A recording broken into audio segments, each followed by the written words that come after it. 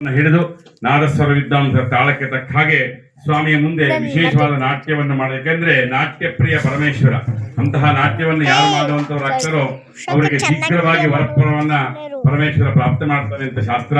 ಅಂತಹ ವಿಶೇಷವಾಗಿರ್ತಕ್ಕಂತಹ ಸೇವೆ ಪ್ರಾಪ್ತವಾಗ್ತದೆ. ಎಲ್ಲ ಭಕ್ತಿಯಿಂದ ಪ್ರಾರ್ಥನೆ ಮಾಡುತ್ತಾ ಆ ನಾದಸ್ವರ ವಿದ್ವಾಂಸರ ತಾಳಕ್ಕೆ ತಕ್ಕ ಹಾಗೆ ಪುನಃ ಎಲ್ಲ ಚಪ್ಪಾಳನ್ನು ತಟ್ಟುತ್ತಾ ಈ ಸೇವೆಯಲ್ಲಿ ತಾವೆಲ್ಲ ಪಾಲ್ಗೊಳ್ಳಬೇಕಾಗಿ ವಿಜ್ಞಾಪನೆ.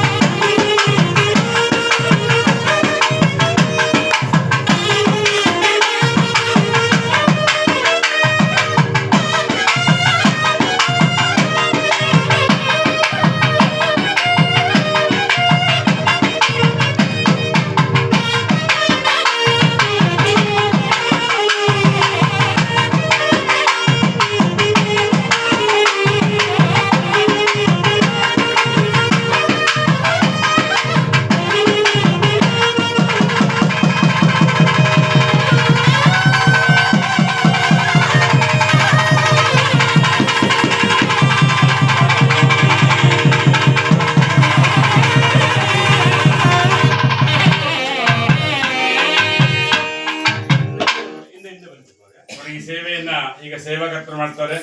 ಅವ್ರ ತರ ಆಮೇಲೆ ನೀವು ಇದೇ ತರ ಮಾಡ್ಬೇಕು. ಯಾರಿಗೆ ಇಷ್ಟ ಆಗ್ತದೋ, ಯಾರು ಶಿವನ ಭಕ್ತರಾಗಿರ್ತಾರೋ, ಯಾರಿಗೆ ಶಿವನ ಕೃಪೆ ಬೇಗ ಬೇಗ ಅವ್ರು ಈ ಸೇವೆಯನ್ನು ಮಾಡಿದ್ರೆ ಶಿವ ಬೇಗ ಬಲಿತಾನಂತೆ. ನೋಡೋಣ ಯಾರ್ಯಾರು ಬರ್ತೀರ ಅಂತ. ಹಾ, ನಿಮ್ದಾದ್ಮೇಲೆ ಅವ್ರು ಕೊಡಿ. ಹಾ, ವಿಶೇಷ.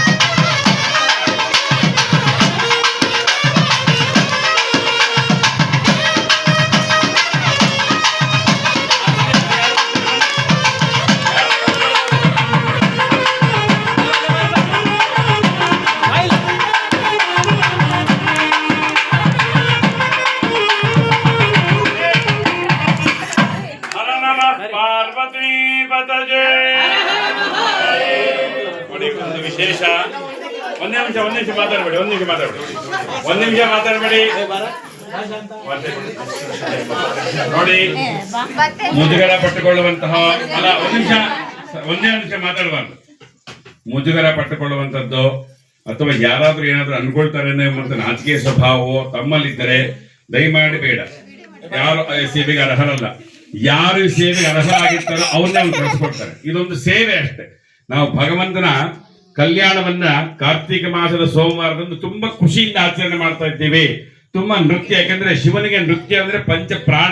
ಪರಮೇಶ್ವರ ನಾಟ್ಯ ಪ್ರಿಯ.